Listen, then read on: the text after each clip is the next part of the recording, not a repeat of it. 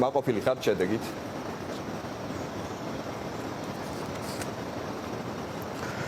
მოკლედ ჩვენ ხედავთ რომ არასწორად ისმის ზოგადად კითხვები ამ ეხლა მიმდინარე დღეებში ამ პროექტთან დაკავშირებით და ზოგადად ენკას გასვლასთან დაკავშირებით რომელი კითხვა არ მოგწონთ? საუბარია ფინანსურ უკაცრავად არ მესმის. რომელი კითხვა არ მოგწონთ?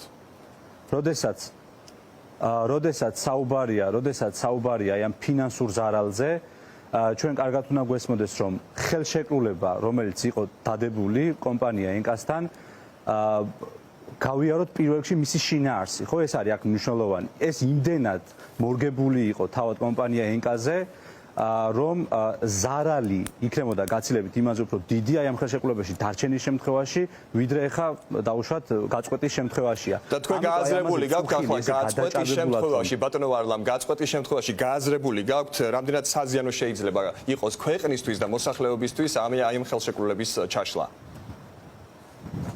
და თქვენ გააზრებული გაქვთ რამდენად საზიანო შეიძლება ყოფილიყო დარჩენა ამ ხელშეკრულებაში იგივე კითხვა რომ შეგიბრუნოთ ამის გასააზრებლად აუცილებელი იყო თქვენ მიგეღოთ მონაწილეობა ბატონო ვარლამ გესმით ჩემი ხმა ამ საფრთხეების შესაძლო საფრთხეების გასააზრებლად მედიაციის პროცესში უნდა ჩართულიყავით არ უნდა დაგეტოვებინათ ეს სხდომა როგორც ექსპერტები ამბობენ და ბოლომდე მოგესმინათ კითხვებზე პასუხები ექსპერტებს აქვთ პრეტენზიები თქვენი მისამართით რომ თქვენ მედიაცია დატოვეთ სწორედ მაშინ როცა შეიქმნა უკვე გარკვეული კონტურები, იყო გამოკვეთილი კონკრეტული გუნდი, რომელსაც უნდა გაერკვია ეს ყველაფერი. მედიაციის პროცესში არასწორად ამბობთ ფაქტებს აბსოლუტურად მედიაციის პროცესში. თავად ენკა არ მონაწილეობდა, მან 3 თვის წინ, როცა იწყებოდა ეს პროცესი, თვითონვე გამოუცხადა უნდობლობა ამ პროცესს, თქვა რომ მე არ მაინტერესებს, დადებული მაქვს ხელშეკრულება და სწორედ აქ არის მთელი ამბავი, იმიტომ რომ ის კაბალური ხელშეკრულება, რომელიც გაფორმებული იყო, ენკას არ აწყობდა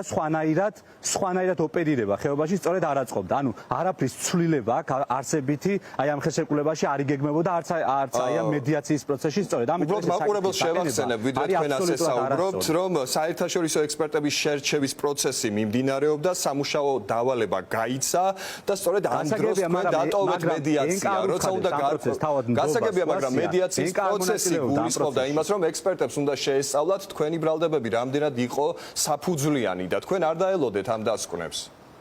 არა, ეს გასაგებია, მაგრამ თავად ენკა არ მონაწილეობდა ამ პროცესში, თვითონ გამოუცხადა უნდობლობა დასაწყისიდანვე. გასაგებია, მაგრამ თქვენ რატომ არ გამოუცხადეთ უნდობა? გამოდი ესე დავაყენოთ საკითხი, მარტივად გეტყვით.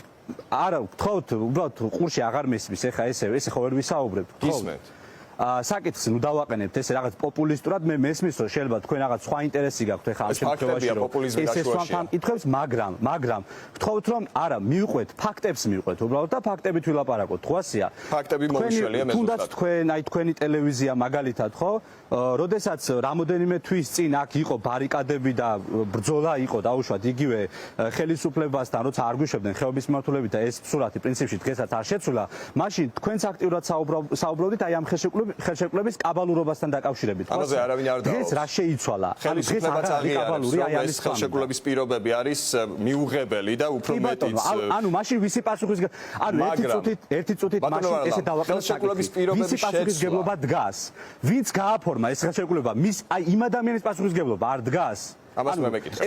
ეს ხომ აბსოლუტურად ლოგიკურია. ვინც დადო ანტისახელმწიფოებრივი შეთანხმება, სადაც აბსოლუტურად ინვესტორზია მორგებული თავი და ბოლომდე ეს ხელშეკრულება და ამით არაფერს ქვეყანა არ სარგებლობს. ვის გულისხმობთ კონკრეტულად შეგიძლიათ გითხრათ? არ უნდა აგოს, ვინც ზოგადად ხელისუფლებას გულისხმობთ თუ კონკრეტულ პირს, ვინც გააფორმა ეს ხელშეკრულება? როგორ? კონკრეტულად ხელისუფლებიდან რომელიმე კონკრეტულ თანამდებობის პირს გულისხმობთ, ვინც ეს ხელშეკრულება გააფორმა, ვისი პასუხისმგებლობის საკითხიც თქვენ დააყენეთ თუ ზოგადად ხელისუფლება მოიაზრეთ? აღნიშნულ შეთანხმებაზე პრაქტიკულად ყველა ესე ვთქვათ ჩინოვნიკს დღევანდელი ხელისუფლების აქვს ხელი მოწერილი. ეს არის გამოძიების საკითხი და ჩვენ აი ამიტომ საუბრობ რომ ესე პოპულისტურად კი არ უნდა მიუდგეთ ეხა ამ საკითხს რომ აი აბა მიდი პასუხი აგეძმაო და ასე შემდეგ და ვისი პასუხისმგებლობაა ხო? აქ მნიშვნელოვანი არის ის რომ ჩვენ მართლა ჩავიხედოთ ამ საკითხის სიღრმეებში და გამოვიძიოთ ვისი დანაშაულია. პირდაპირ გეუბნებით რომ არის ხელისუფლების დანაშაული მთელ ამ პროცესში, იმიტომ რომ გააფორმა მსგავსი ტიპის ხელშეკრულება და ეხლა ცდილობს ვექტორების გადატანა სულ სხვა მიმართულებით ხალხს დააბრალოს. მე პირდაპირ შემიძლია ქართულ ხალხს მიულოცო აქედან, რომ უმნიშვნელოვანესი პრეცედენტი დაფიქსირდა ქვეყანაში, როცა ხალხმა დაიწყო არგუმენტირებული ბრძოლა და გადატეხა ხელისუფლებაც და ოპოზიცია წელში სწორედ ამ მიმართულებით. ჩვენ ყველა ერთად ორკესტრირებულად გვიპირისპირდება ამ პროექტზე დასაქმებულ ჩვენ ბნელები ვართ და სანთლის შუქზე გვინდა გავაგრძელოთ ცხოვრება. ეს არ გამოვა ამ ნარატივით თქვენ ამ ნარატივით ვერავინ ვეღარ გააგრძელებს ამ ქვეყანაში ასეთი ტიპის ბრძოლების წარმოებას. ამიტომ კეთილი ინებოს ყველამ და გაერკვეს საკითხებში და შემდეგ ვილაპარაკოთ და ნუ ვიქნებით ესე მომართული, რომ ვიღაცების ბრალეულობა აბსოლუტურად ცარიელ ნიადაგზე გამოვკვეთოთ. ეხლა ვის როგორ პოლიტიკურად რა აწყობს ამ პროცესში, ხო? საკითხში და ისე ვილაპარაკოთ. ამ საკითხთან დაკავშირებით, რა თქმა უნდა, კიდევ ვიმსჯელებთ, მაგრამ თქვენ მიულოცოთ მოსახლეობას ამ პროექტის ჩავარდნა. რას ეთქვით იმ ადამიანებს, ვინც ამ მასშტაბურ პროექტში დასაქმებული იყო და ასევე აი ამ პროექტის ჩავარდნა უკვე ხელისუფლებაც ღიად ამბობს, რომ ინვესტიციების მოზიდვას ხელს შეუშლის. ეს ქვეყნისთვის რას ნიშნავს, გესმით ალბათ. ჩვენ ექსპერტები მუდმივად გვახსენებენ, რომ ამ პროექტის ჩავარდნა პირდაპირ რუსეთის სისხლზე ასხამს საქართველოს ენერგოდამოუკიდებლობას საფრთხის ქვეშ აყენებს. ამ პათოს იზიარებთ, რომ ეს რუსეთის სისხლზე და კომპანია ენკა, რომელიც არის პრაქტიკულად რუსული კომპანია, თქვენ მეუბნებით, რომ ეხლა რუსეთის ესე ვთქვათ ინტერესები ტარდება აქ? ბატონო ვარლამ აქტიურად ოპერირებს რუსეთში, მილიარდობით ბრუნვა აქვს. ეხლა ერთი წუთით დამერწმუნებით თქვენ, რომ რუსულ ბაზარზე კომპანია, რომელსაც აქვს მილიარდობით ბრუნვა და მოსკოვის მერი აჯილდოვებს მის წარმომადგენლებს და ასე შემდეგ, ეს კომპანია არ არის ესე უბრალოდ იქ, ხო ასია? ანუ იქ რომ არსებობს სხვადასხვა ინტერესები, შეგიძლიათ ძალიან წარმატებით ივარაუდოთ ამ პროცესში. ამიტომ ნუ ვიტყვით ისე, რომ ენკა ეხლა რაღაცა არის შეუბრალავი რეპუტაციის კომპანია, რომელსაც ვერ დავაკავშირებთ ზუსტადაც თუნდაც რუსეთთან ამ შემთხვევაში, ხო ასია? ამიტომ დავანებოთ ეხლა ამ პოპულისტურ საუბრებს თავი, ჩვენ შევხედოთ რა ხელშეკრულება აქვს კომპანია ენკასთან, ხელშეკრულებას თუ შევხედავთ, ნახავთ, რომ ძალიან საინტერესოა თქვენი შეფასებების რაკურსი როგორ შეიცვალა ინვესტორზე, აქედან ხალხი, საქართველოს, ჩვენი ქვეყანა არაფერს არ სარგებლობს, ამიტომ რატომ სახავთ ეხა იმ სურათს, რომ რაღაცა დავიქეცით, ხო ამ ყველაფრის შემდეგ, დამერწმუნეთ, რომ ნამდვილად დავიქცევით ამ ყველაფრის შემდეგ, როგორც ქვეყანა და ჩვენი ეკონომიკა, მათ შორის თუ კი აი ამ ტიპის ხელშეკრულებაში დავრჩებით. გამოსვლის შემთხვევაში ფინანსური ზიარი მოგვადგება, მაგრამ არა ხალხს, არამედ ეს ფული უნდა მოიტანოს იმ ხალხმა, ვინც ამ ხელშეკრულებას ხელი მოაწერა. ეს არის მნიშვნელოვანი. სხვათა შორის მაყურებელს შევახსენებ, რომ თქვენ არაერთხელ ქსენოფობიური განცხადებებიც კი გააკეთეთ ამ ორგანიზაციის მისამართით და მუდმივად თქვენი აქცენტი ის იყო, რომ ეს არის თურქული კომპანია და დღეს თურქული კომპანია, როგორც ამბობთ, უცებ რუსულ კომპანიად გადაიქცა. საინტერესოა ამ რაკურსის ცვლილება, მაგრამ მე ვამბობ, რომ რუსეთში ოპერირებს წარმატებით და აქ მილიარდობით ოპერირებს ყველა დიდი ბიზნესი. ეს არ ნიშნავს, რომ რუსული კომპანია არის თურქული კომპანია, მაგრამ ასევე ოპერირებს რუსეთის ბაზარზეც. აი ამის თქმა მინდა, მხოლოდ და ნუ შეცვლით ახლა ჩემნა ლაპარაკებს, მე უბრალოდ ძალიან მოკლედ დაგიბრუნდებით რუსეთის ბაზარზე და მილიარდობით ბრუნვა იქ. შემთხვევით ეს უბრალოდ ვერ იქნება. რატომ დატოვეთ მედიაციის შემთხვევით ვერ იქნება ეს პროცესი. მედიაციის სივრცე რატომ დატოვეთ ისე, რომ ექსპერტების დასკვნას არ დაელოდეთ, რამდენად საზიანო იყო ამ ჰესის მშენებლობა რეგიონისთვის? სასურველი იყო რომ თქვენი მედია საშუალება დაინტერესებული იყო მიმდინარეობით მთელ ამ პროცესში. სათხართ ბოლო 3 თვეა, როცა ჩვენ აი ამ მედიაციის პროცესში ვართ, ერთხელ დაინტერესდით და ვკითხეთ, რატომ დავტოვეთ? ეხლა ესეთი ჩასაფრებული პოზიცია და დამოკიდებულება თქვენგან სწორია ამ საკითხთან დაკავშირებით? მოგიყვებით, ეხლა თუ გაქვთ დრო, მოგიყვებით, არ არის პრობლემა, რატომ დავტოვეთ მედიაციის პროცესი? ბატონო ვარლამ, ნახეთ, მე მაინტერესებდა ამ კითხვაზე პასუხის მიღება იმ მიზნით, რომ გამერკვია თუ კი დაადგენდა სპეციალური ექსპერტების ჯგუფი, რომ ეს ასე ვთქვათ მშენებლობა არ წარმოადგენს საფრთხეს რეგიონისთვის.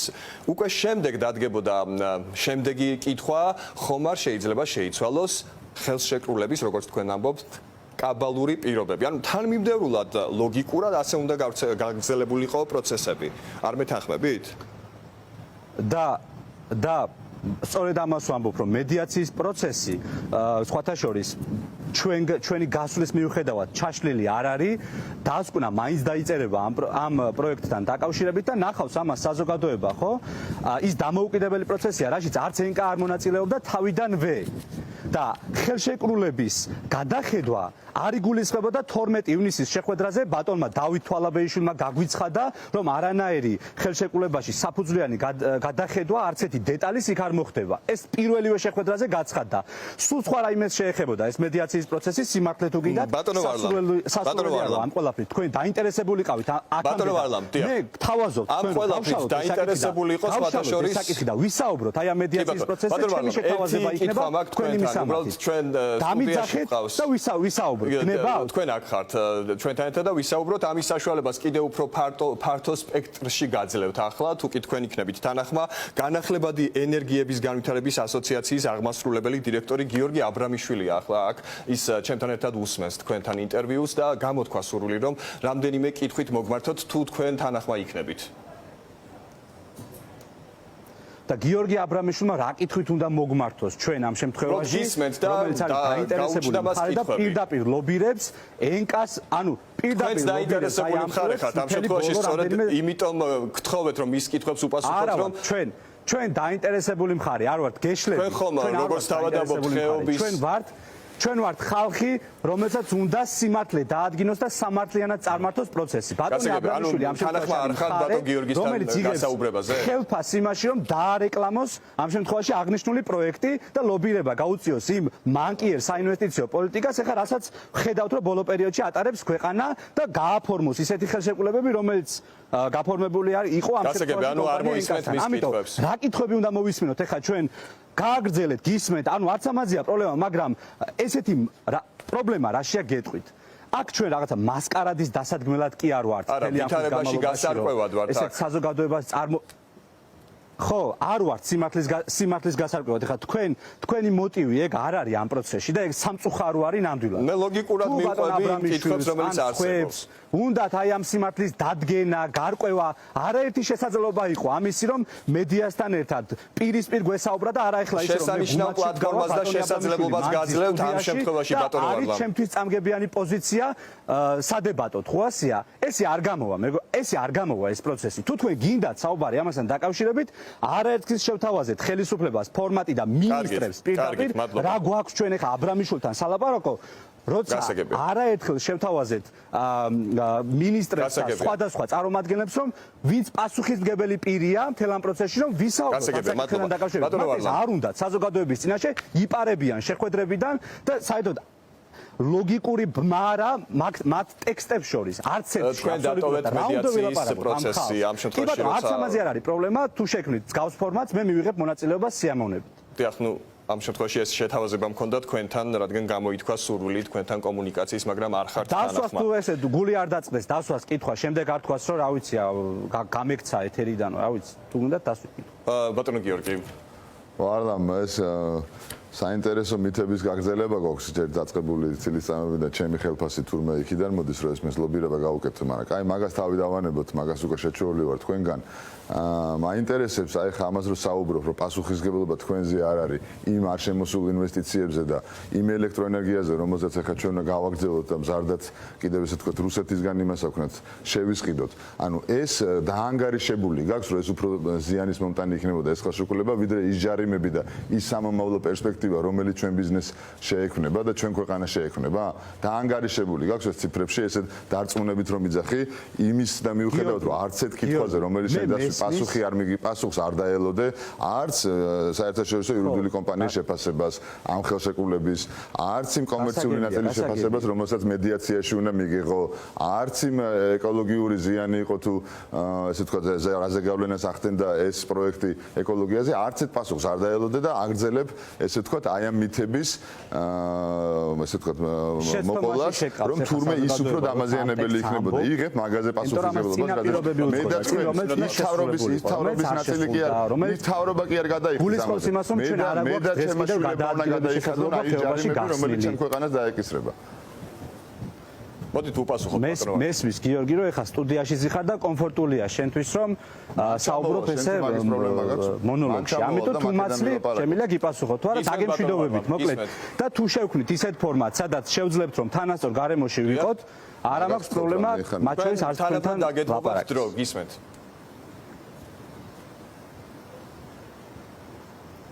დიახ აბსოლუტურად არასწორად ყალიბდება ეხლა მთელი ის ნარატივი, რასაც გიორგი ამბობს და უყვება საზოგადოებას. იმიტომ რომ აქ არსებობდა წინა პირობები მედიაციის პროცესში, რომელიც უნდა შესრულებულიყო და არ შესრულდა, იმისთვის რომ შინაარსობრივ განხილვაზე გადასულიყავით.